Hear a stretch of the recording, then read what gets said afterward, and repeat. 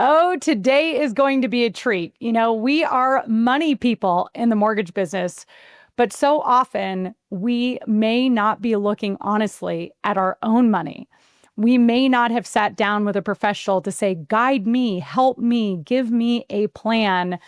And today I'm going to introduce you to somebody that I trust, I love, and who has helped me and Galen a lot. Take things that are complex around money and make them simple. I've got Mr. Matt Lipscomb for our episode today. Matt, I'm so excited you're here. You are a co-founder and owner of K&L Capital out of Atlanta. You have been rated 35 on Forbes top financial security pros out of like 40,000. And it's hard to call you a financial advisor because you're really just an advisor. You work with entrepreneurs, people that are strivers and growers that don't want to even think about the word retirement, but they want to think about cash flow and wealth building. They want to think about tax planning and strategies. They want to think about utilizing real estate and all asset classes, in addition to protecting their assets. When I met you, it had come after working for many, many years with 3 different financial advisors. And what I've learned is that everybody has a different flavor and a different approach in how they work with clients. And often, like my CPA is supposed to help me with tax. My financial guy is supposed to be buying stocks and bonds for me. My real estate coach is supposed to help me figure out real estate. And then I met you and I was like, wait a minute, this dude knows about it all and speaks in a way that I really, really understand. And so I'm so excited about the conversation we're going to get into today. So welcome to the Mortgage Rainmaker Podcast, Mr. Matt Lipscomb. Thank you. Thank you for having me. I'm excited to be here. And thanks for it was such a generous introduction as well. Well, you're welcome. And Matt is a speaker at Slay with Shay. I'm having him both speak in the VIP section where we're going to go deep on tax strategies and kind of higher level financial planning and assessment of your real estate portfolio. And then he's going to be speaking on the main stage at Slay with Shay. And today I hope, Matt, that I can kind of first sit in the seat of a client. So you can kind of run me through the skills and the tools and the frameworks that you teach with your clients. And then I'm hoping that you can also teach some of those tactics that you're speaking from the main stage so that we could go back and re-listen and relearn or bring our spouse into the conversation to understand what we're all learning together. How does that sound for you? That sounds great. And my intention and my goal would be for everybody in that room, everybody in there, I would love to come away having saved a healthy chunk of tax money through my ideas. Well, I'm fired up for that. I told you, I was like, look, the VIP is $2,500. Are you going to bring enough ROI that everybody's going to say, oh my gosh, I got 10x my ROI. And I've gotten a sneak peek on what you're going to do there, which we may not touch on much today. That's really a higher level conversation. Right. And we're going to have leaders and $50 million plus producers in that room. But obviously, Matt, you're probably going to be open to having people reach out to you after this podcast if they want to get strategic. So let's pretend this was our first meeting, just like the one we had with Galen and I. And I was like, I know we already have an advisor and we've met people before, but like, you got to meet Matt. Matt came referred to us by Brett Tanner, and Brett Tanner is a real estate, I'm just going to call him a tycoon. He runs KW Wealth. He runs Be Wealthy. He teaches real estate entrepreneurs and investors how to grow multiple verticals in the real estate investment space. And he's been somebody that's coached and mentored Galen and I. And Matt is a guy he trusts to work with his members. So bring us back to that first meeting, Matt, and I'll be the seat of the client. Good. This will be fun. So, I'll start with what my mission is, and this is literally how I start off every conversation because I want everybody to know, everyone I'm talking to, I want them to know exactly what my mission is, what my goal is for them, and then how we go about that. So we'll start there and see where it goes. So my mission in working with my clients is to put them in a position of financial security and confidence that they didn't have prior to meeting me and wouldn't have had we not met.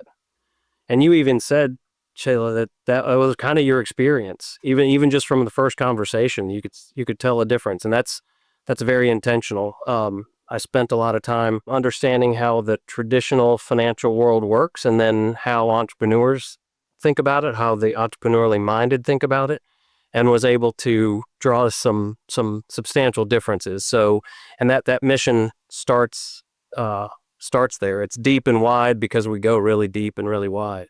So the second thing I want my clients to know is that that I've got a goal, and my goal is that they become financially independent. So this would be for you and Galen to become financially independent.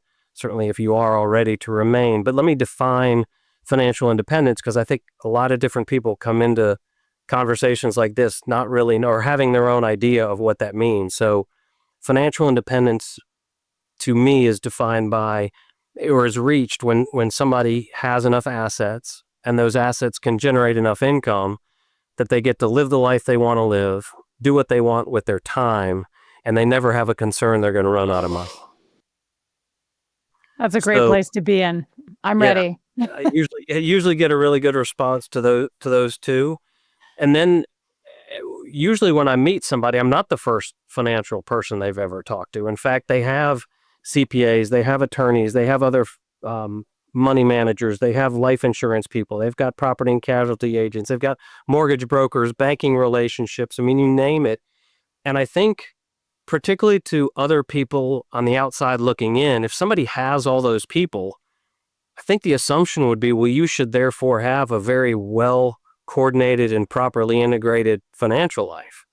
And that is usually not what we uncover. Usually what we find when we get into it is, yes, all those relationships are in place, but they made their will and trust decision 12 years ago and haven't updated it, or 20 years ago, or they have yet to make that decision, right? And maybe they're still with the same CPA they were with when they were, when they first broke six figures, right? And now they're, well beyond that. And so, the government keeps changing the rules. We just had a tax bill passed this past summer that changed some of the rules, kept some in place, made some permanent, but there's a lot of changes going on there. And all of that, all those separate decisions generally made in a silo, other things on the outside impacting our financial world, it creates much more of a financial junk drawer where there's inefficiencies and waste and voids and duplications and excess taxes and on and on. And really what as part of my mission and goal is really to roll up our sleeves, identify the inefficiencies. Everybody has them. Identify the excess taxes. Virtually everybody is paying in excess of taxes that they don't necessarily have to.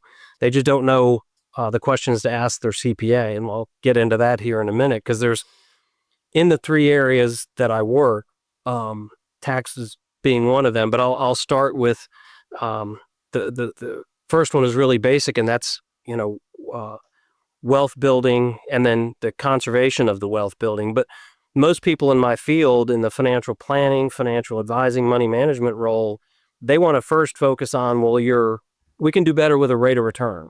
You're invested this way and your return is abysmal. And if you invest in this whiz-bang product investment that I've got, your rate of return will be better.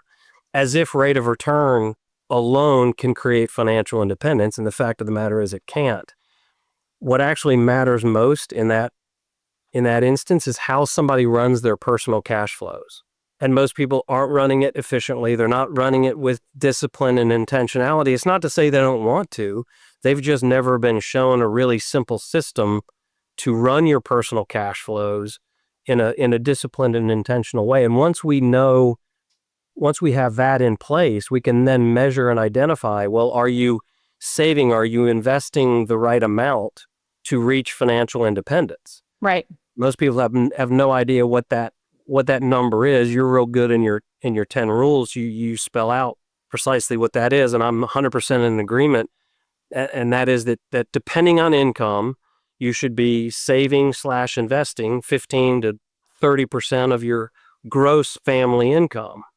And notice I'm saying gross and I'm saying family. So if you got two people, breadwinners in the household, let's take both of their incomes, let's add those together at a gross level, and it's 15 to 30% of that. Yep. At lower income levels, it's going to be closer to 15. At higher income levels, it should be 30%, maybe even more than that.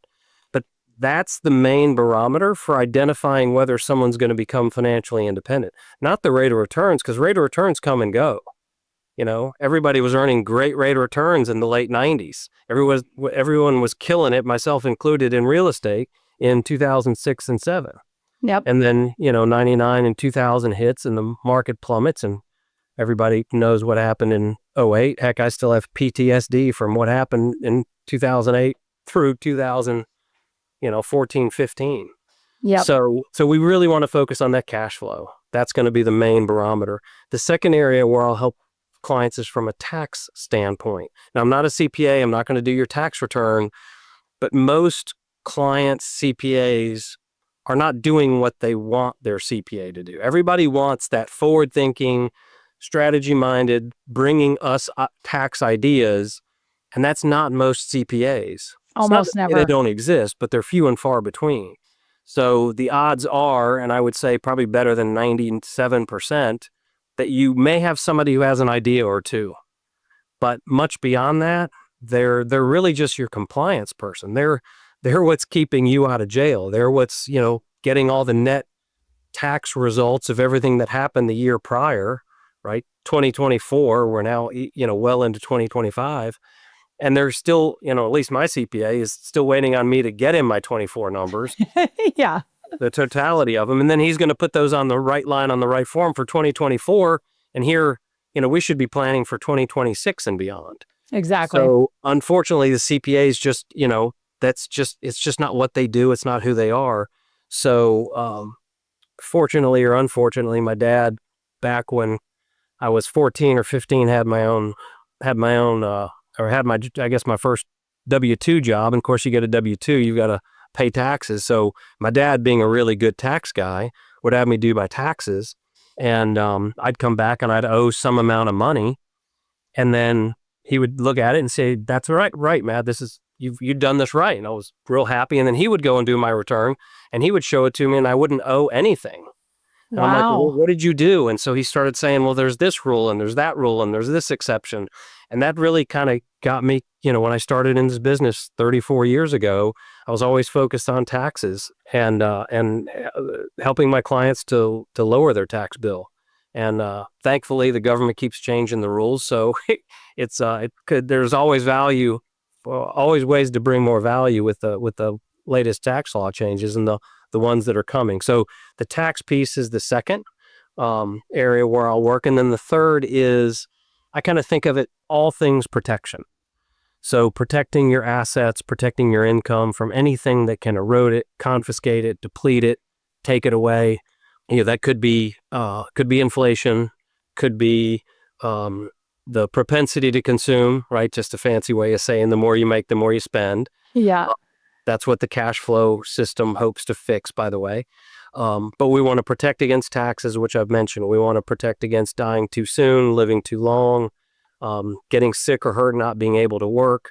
We want to protect against all those potential problems. And so I think when you put when you put all of those together, it's ideally, and this was intentional for me decades ago, and that is to give advice well beyond the scope and well beyond the average of, well, here's this whiz-bang investment product that I think you should be investing in. Yeah, and I think that's what we all strive for, to be true mortgage professionals, is to help guide people in a way that is life-changing for them, not just answer their phone at 9:00 at night and spit out a pre-approval letter, right? Yeah, for sure.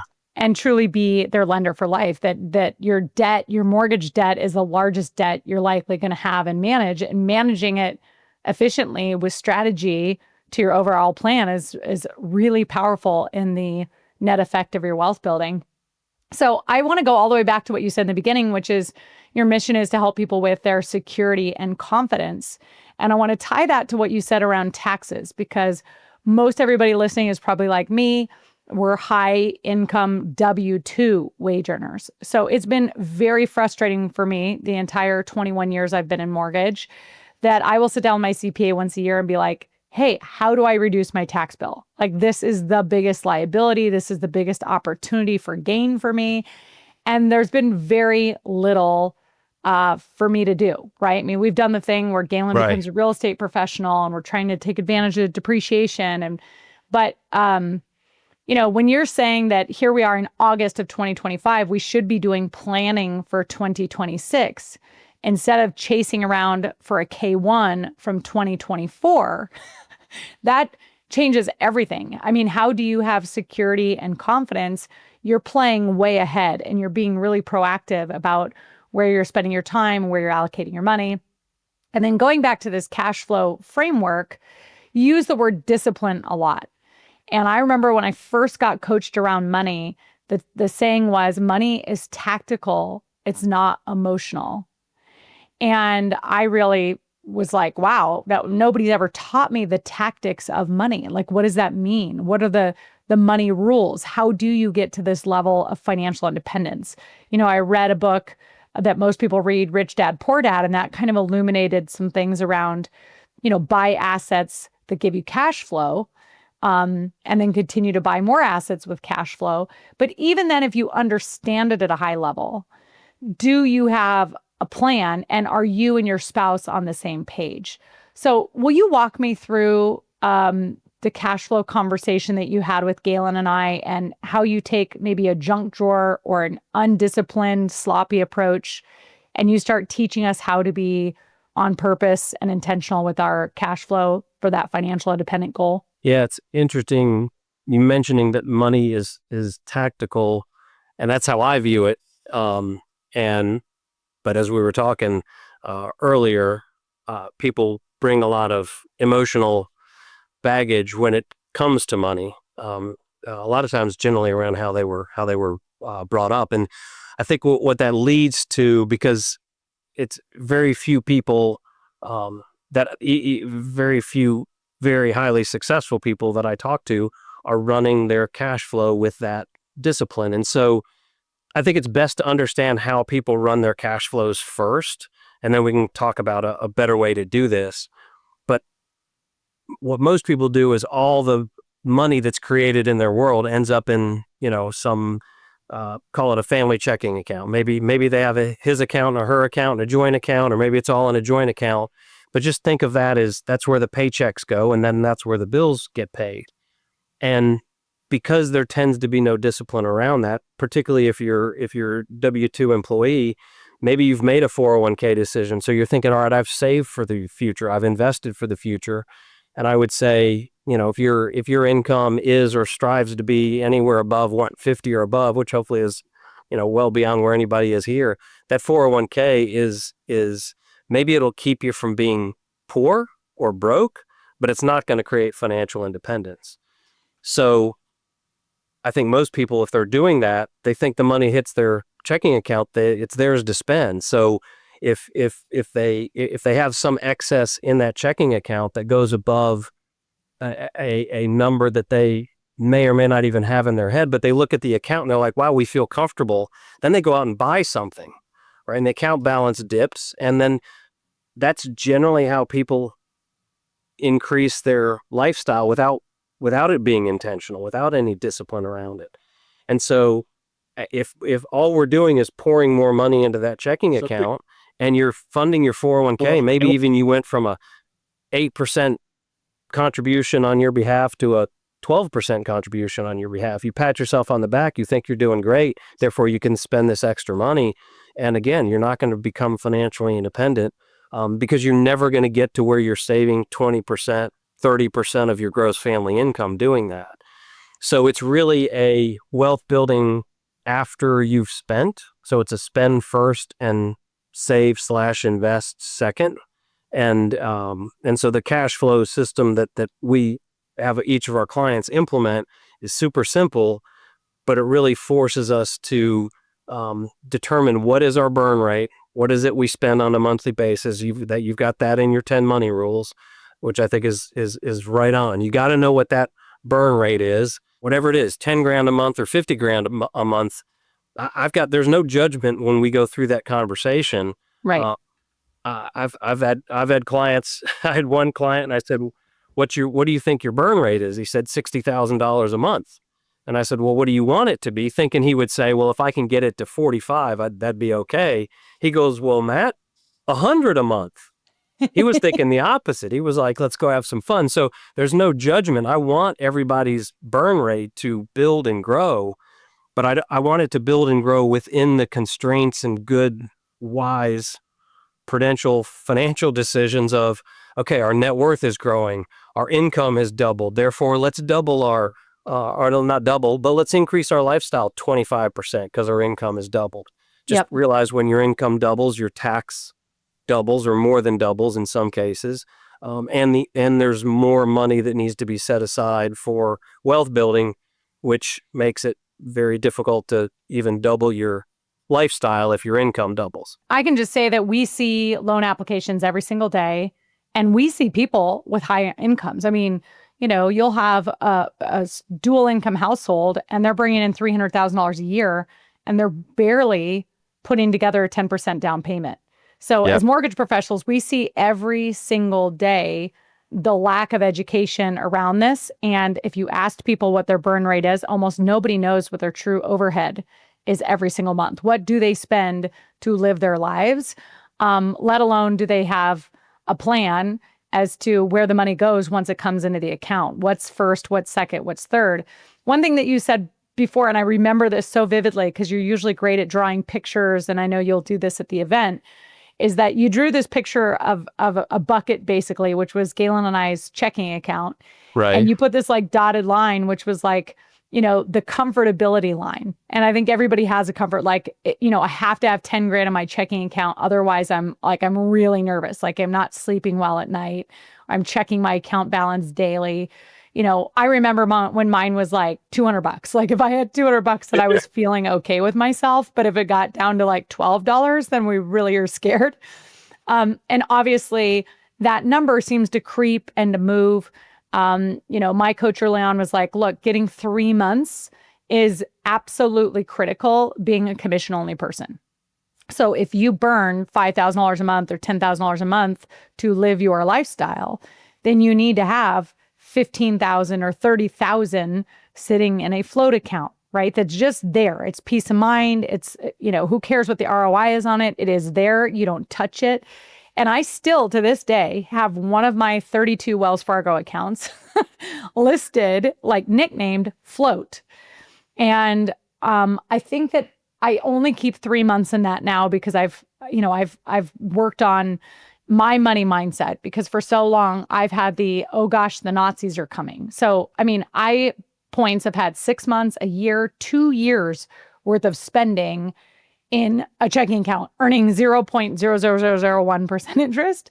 And it was laziness. It was saying, I'd rather just go make more money and the money's just sitting there, rather than me being thoughtful about what could we do to utilize that money to bring cash flow or to lower our taxes. So do you see that over and over again, that most clients say, oh yeah, my comfortability number is 20 grand. Once I have 20 grand in the bank, anything that starts building up and above that, the surplus, that all of a sudden evaporates. That's when we buy stuff. That's right. Yeah, I see that. I see that all the time. And I do see the opposite of that, which is take somebody very high income and they don't know what to do with the money. Again, there's fewer of these, but much fewer of these. They don't know what to do with the money. So it does just sit and grow in that checking account. And sometimes they pay off, 2 or 3 or 4% mortgage debt with it. That may not be the best thing to do. But yeah, the vast majority of time, and what I want to do is, if somebody's comfortable with, and this is the PTSD from 2008 and following, if somebody says I'm comfortable with 3 months, I want them to have 1 month in their checking account extra, right? So if they do spend 15 grand a month, the checking account starts at the beginning of the month at 30. By the end of the month, it's down to 15, back up to 30. I want them to have a buffer in an account that I would call a future spend account, right? Rainy day account. It's for the spending of future money that you either foresee coming, right? I know I need a new roof and I'm going to need it in a year, or I need a new car or we're going to redo our kitchen, whatever the case may be. And so therefore they've got an account to hold assets until that's done, or, it's there for those things that those emergencies you don't necessarily foresee coming. And so I want a buffer there. I want them to have a buffer in what I call their war chest account, which is where generally all the excess is going to lie. And then in that war chest account, if we think about it and call it a war chest, we know this is to go to battle to become financially independent, because it's a battle to become financially independent, and the biggest opponent in that battle is ourselves. Right. So yeah, let's have a buffer and an excess in there. But then not only that, but I want to make sure that my clients have access to some of their wealth building vehicles. So 401ks and IRAs. 401ks, you can borrow up to $50,000. That's generally not a ton of money. If I've got a client and they've got a couple $1 million in wealth building vehicles, ideally I want them to have access to at least half of that, if it's possible. So they have, I want them to have equity in their home, and I want them to have a home equity line of credit just in case, because when the event occurs, whether that event is, an unexpected expense, whether it's 2008, whether it's 2020, right? March of 2020, if you don't know when or what that event is going to be, I want to make sure that clients can access their capital. So depending on what the situation is, right? Situation X, need to buy. All of a sudden, now you got choices. Do I use my cash? Do I use my equity line?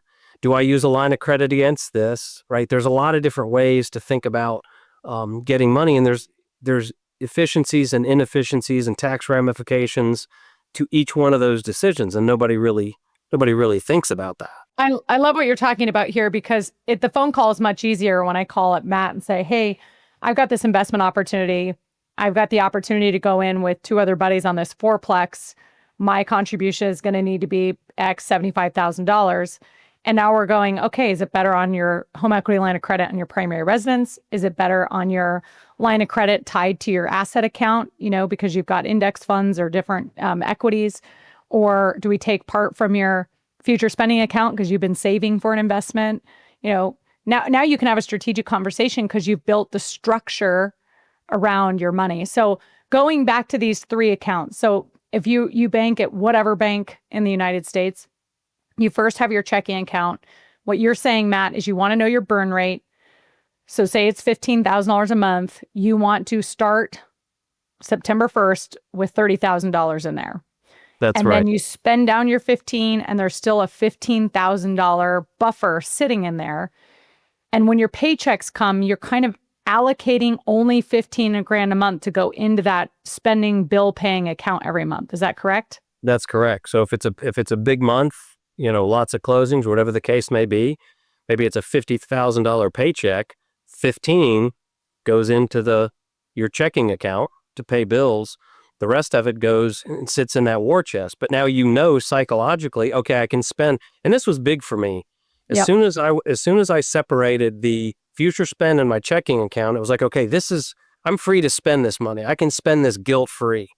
And I know people have heard this story before, but the first time I took my family to Disney in Orlando, I was the worst dad on the planet. Like, it was know this, know that, because every dollar we didn't spend, on that Mickey Mouse ears was, a future value of a cajillion dollars. That's how I thought. Right. Once I figured out this cash flow system, and once I figured out, all right, if I'm saving 25, 30, 35% of my income, what's left in these accounts, it's free to spend. Like, we can spend it guilt-free. So the next time we went to Disney, I was like the funnest dad in the world. It was like, you can have whatever you want, because I knew how much we could spend.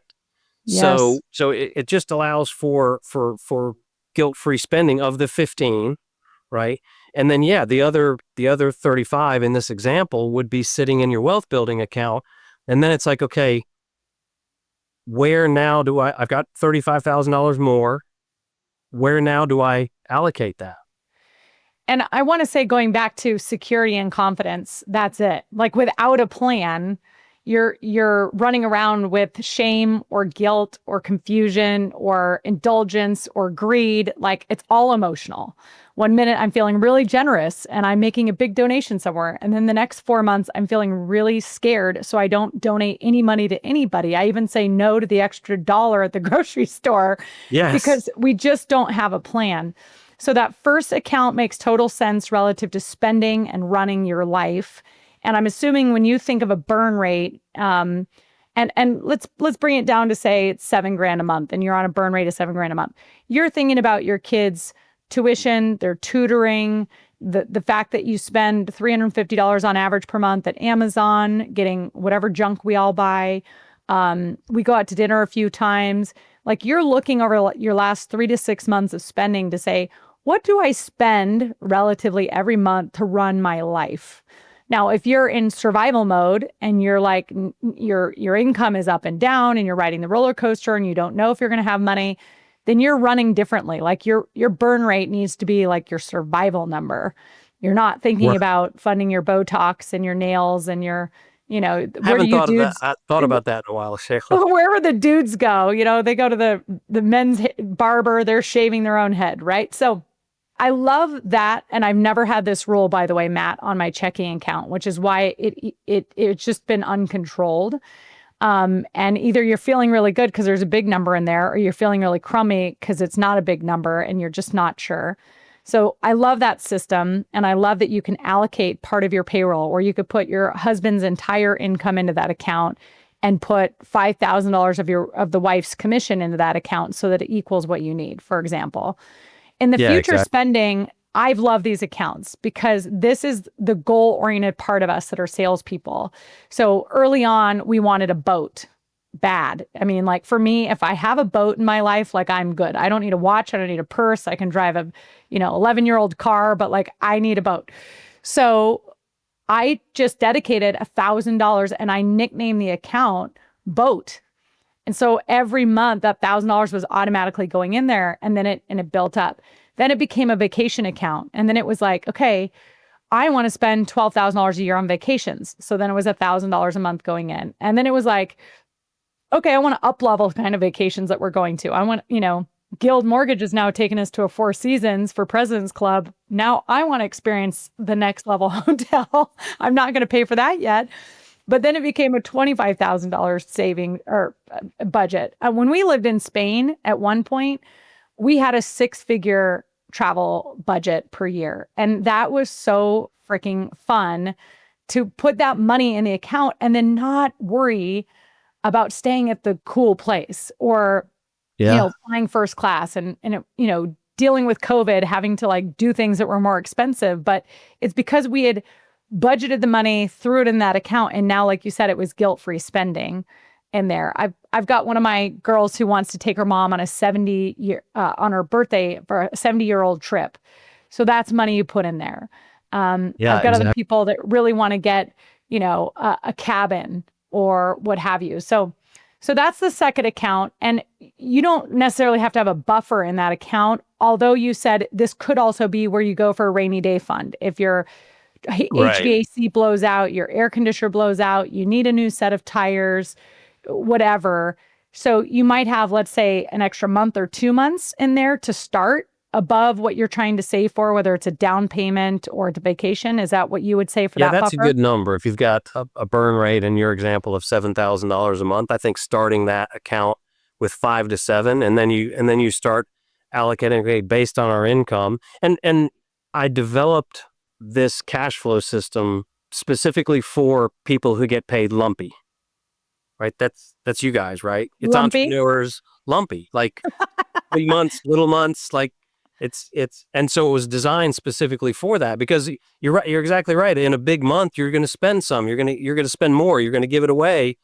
And I could see that lack of discipline was not going to be good. So yeah, let's, but also it goes the other way. If you haven't closed a deal in 3 months, I still want you to live the same normal lifestyle.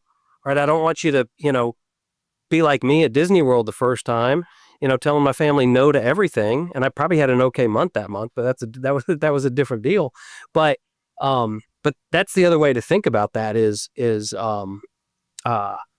let's make sure that we have that savings account so that we can, whether it's an emergency or something we want to build up to, and you're thinking about it exactly correct. I would say a lot of times people, when I ask what their burn rate is, and this is worth saying, their immediate answer is, what is the least amount it takes to get by? Right. And nobody on this podcast probably knows where Conyers, Georgia is, which is where I grew up. And so if you grew up in Conyers, Georgia, you realize all you really need is a pickup truck, a shotgun, and a four-wheel drive, and you're good. But that's not the life I want to live. So it's really important that you are honest with yourself, which is difficult to do when it comes to money, and say, what do we actually spend? In fact, usually if somebody says, Matt, we spend about $7,000 a month, I'll say, okay, great, put $10,000 a month into the family checking account, because they're probably undershooting that number. So what I would say to blend both of our philosophies here, Matt, is take your 3 months of float account. So if you spend $15,000 a month, you need $45,000 that isn't going into the markets every month or invested in real estate or whatever else. It's there to provide that security and confidence. And either put 1 month in the spending account and 2 months in the future spending, or put 2 months in the spending and 1 month in the future, depending on how lumpy your income is. That's right. The reason you become a mortgage rainmaker and you prospect every single week and you do the 5 things rainmakers do, and you book your 2 appointments and you be bold and you ask for a next step and all the things that I teach in everything that I do, is so that you have this security, stability, and freedom opportunity. And listen, no matter where you're at in your business or your career, you might have 1 okay month and 2 like donuts. So right. If you're in that instance, you need to maybe have all 3 months of your float account in your spending, and you're not even worried about future spending because you're just at that stage of your career. The point is even if you're in crazy excess and you're bringing in $750,000 a year in income right now, I promise you probably have a junk drawer like Galen and I did, where we hadn't sat down in a long time and said, okay, what are we actually spending? Let's pull out 90 days of bank statements and literally go through exactly what we spent so we can see an average. Only keep this much money in the checking. This is what it's for. This is what the debit account, credit card looks like. Only spend this amount, or this is what our future fund goals are. What are we going to fund it? And then the most important thing that we're talking about, once you have your money rules together and your framework, is the war chest. So in the war chest, this is now all the excess money that you're being aggressive with and going to battle with to build wealth. So if you're working with any of us, Matt, and I've gotten myself all set up, and now I'm starting to earn commissions and it's flowing into those first 2 accounts as there, the goal is 20 to 30% of my gross family income ends up in this war chest account. And now this is not what I get excited about spending. This is what I get excited about saving and building wealth with. So what are you then advising me to do with that war chest? And how often are we talking to keep that efficient and moving? So what I'm going to help guide clients with is I'm going to guide them to what they are best at. So if somebody is best at the game of wealth building and real estate, then we're going to have a heavy focus on, okay, how much you would need to build up for your next down payment. We got to make sure that the wealth coordination account is funding any additional expenses. So it's down payment, it's what sort of work is going to be done. That all needs to be in the wealth coordination account. I've got other clients who own businesses, and they might be looking for a competitor to purchase, for example. Right. So we're going to build that up in the war chest. It all depends on what somebody likes. I've got clients, and the only thing they invest in is financial assets, stocks, bonds, mutual funds, those types of things, privates, whatever the case may be. And so we can guide them to that. Got a number of clients that do hard money lending. And so again, it really depends on what that is. Now, in a perfect world, there's good diversification as we begin to build as we begin to build our financial independence. So in a perfect world, somebody has real estate and hard money lending and financial assets, and liquidity to take advantage of an opportunity that comes, because we're all going to come across opportunities. I want to make sure my clients can take advantage of them when they come, because we'll never see it coming. We can't plan for it. So, and sometimes clients ask, well, what percentage is in each? What percentage in real estate? What percentage in, business ownership? What percentage in financial assets? If we just divvy those three up. And it's not like a third, a third, and a third. It's really, what's your bias? Like, if you love real estate and you're always going to be in real estate, maybe it should be 80% in real estate and, split the other assets between the other two. Or, I've got some clients that are, I would say they see themselves aging out of real estate. So they want to begin to sell some of the real estate, still have income producing assets, but they want it, they just want mailbox money, right? Where they don't have to worry about somebody, tearing up their property, not paying the rent, those types of things. So that's really the idea. Is it's any number of things that are going to build wealth, that can generate an income at some point down the road. But the amount and the percentages really depends on the client, what where they feel like their best investment is. Yeah, very well said. Well, I want to wrap this by saying this: no matter where you're at in your money journey, and whether it's highly emotional or it's extremely tactical, whether you've had a strategy meeting with your CPA and you've assessed, is this CPA forward thinking and already planning me for 2026? Whether you have an advisor and a coach like Matt in your corner, and if you're meeting them regularly, there's always a place that we can improve. And it's always just about the next step. There's many times Galen and I have been on step 10 and we've been like, okay, we need to go all the way back to step 1 again and get our, war chest and all these things, the framework of our money together. When do we use a debit card? When do we use a credit card? Which credit cards do we use? When do we buy with points? When do we pay in cash? When do we finance, right? That's all the way back to the beginning. And then the same thing. Do I have a will and a trust? Well, guess what? We did that when the girls were like 2. So we just went all the way back to step 2 and we redid that again, right? When was the last time I looked at my life insurance, and are we adequately covered? We did that 10 years ago and now we're, re-looking at that again. So the point is this is not something to get overwhelmed by, but it is something to realize that you can and will build wealth if you're focused on it. And it doesn't have to be like this obsessive focus. What I've been obsessed with over the last 15 years is being a rainmaker, is getting better and better at generating opportunities, building relationships, and leading and managing my team, which has increased my income, which has allowed me to throw it in that war chest and work on figuring out ways to get that invested. I've kept it really simple, Matt, for 15 years. Yes, I own some rental properties. I've invested in some random things like storage facilities and subdivisions. But I will tell you, the way my wealth has grown is by just having a disciplined approach, which is every month, the money left in that war chest, just get it in the stock market and just dollar cost average and meet with my financial team once a month, every month. And we just make sure that we're sticking with the plan. And then when I feel a little bit of space and I feel like we want to tackle something, we'll go back through and tackle a tax conversation or tackle the asset protection.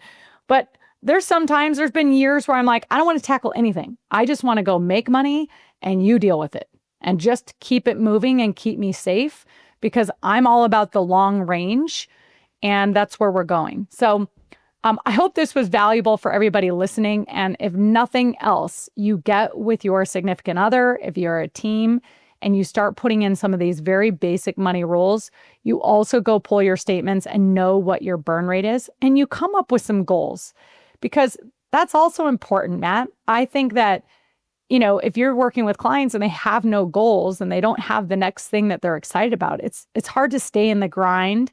To keep this fun, you've got to keep it expanding. So thank you for being a speaker at Slay with Shay. Thank you for communicating so brilliantly like you do. We didn't even touch tax saving strategies and the others. And I know you've got a ton of them. So I can't wait for people to meet you and give you a call. Are you available for a call or a reach out? How could people connect with you, Matt? You can reach out at klcapitalco.com. Contact information is in there.